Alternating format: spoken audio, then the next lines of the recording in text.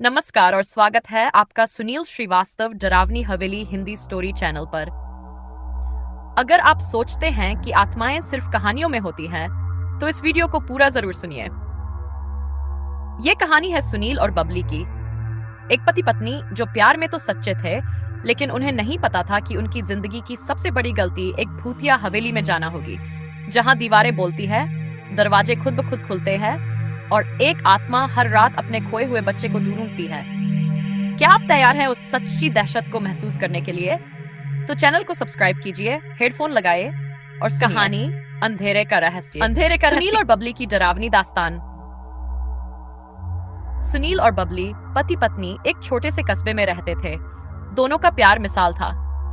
एक दिन उन्हें एक पुरानी हवेली खरीदने का मौका मिला, बेहद सस्ती कीमत में।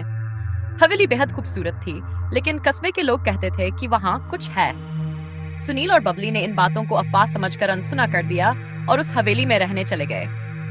पहली रात ही बबली को सपने में एक औरत दिखी, सिर पर सफेद साड़ी, चेहरा जला हुआ। वह कुछ बड़बड़ा रही थी, मुझे इंसाफ चाहिए, मेरा बच्चा, मेरा बच्चा। सुनील ने बबली को समझाया कि यह सब बस थकावट की वजह से हो रहा है, मगर हर रात डरावने सपनों की जगह अब असल घटनाएं होने लगी। रात को अचानक टीवी ऑन होना, छत से किसी के चलने की आवाज, दरवाजे अपने आप खुलना बंद होना। एक रात बबली की नींद खुली तो उसने देखा कि सुनील कमरे में नहीं है। वह पूरे घर में ढूंढती रही। अचानक नीचे के तहखाने का दरवाजा खुला मिला, जिसे उन्होंने कभी नहीं खोला था। जब बबली तहखाने में गई तो वहां सुनील दीवार की तरफ मुंह करके खड़ा था। उसकी आंखें खाली, शरीर ठंडा, और वह बड़बड़ा रहा था, उसने मुझे बुलाया, मैं उसका हूँ। बबली ने उसे झंझोड़ा तो सुनील अचानक होश में आया, लेकिन वो कुछ भी याद नहीं कर पाया। अगले दिन बबली को पुरानी किताबों के बीच एक डायरी मिली, उस हवेली की असली मालकिन की। उसमें लिखा था कि कैसे उसकी बच्ची को हवेली के एक नौकर ने मार डाला और खुद को भी फांसी लगा ली। औरत की आत्मा अब भी वहां भटक रही है, अपनी बच्ची को खोजते हुए। बबली ने फैसला किया कि इस आत्मा को मुक्ति दिलाई जाएगी।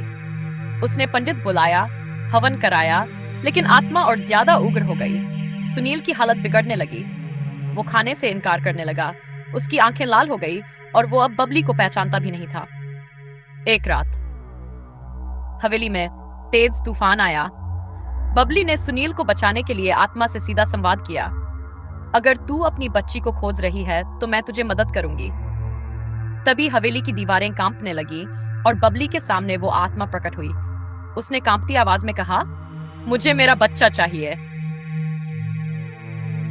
बबली को डायरी की आखिरी लाइन याद आई। बच्ची का शव हवेली के पुराने कुएं में फेंका गया था। वह दौड़ती कुएं तक पहुंची और जब वहां खुदाई की गई तो एक छोटी बच्ची की हड्डियां मिली। बबली ने पूजा करवाई और बच्ची का अंतिम संस्कार करवाया। उसी रात आत्मा फिर से आई, लेकिन अब उसके चेहरे पर सुकून था। उसने सुनील की तरफ देखा और बोली, धन्यवाद, तुमने मुझे और मेरी बच्ची को शांति दी। अगली सुबह हवेली में सब कुछ सामान्य हो गया था। सुनील भी अब पूरी तरह ठीक हो चुका था। दोनों ने उस हवेली को छोड़ दिया और फिर कभी पीछे मुड़कर नहीं देखा। कहानी का अंतर। लेकिन जाते जाते हवेली की एक खिड़की से किसी ने झांका, वही औरत अब भी किसी और को खोजती हुई। शायद अगला शिकार।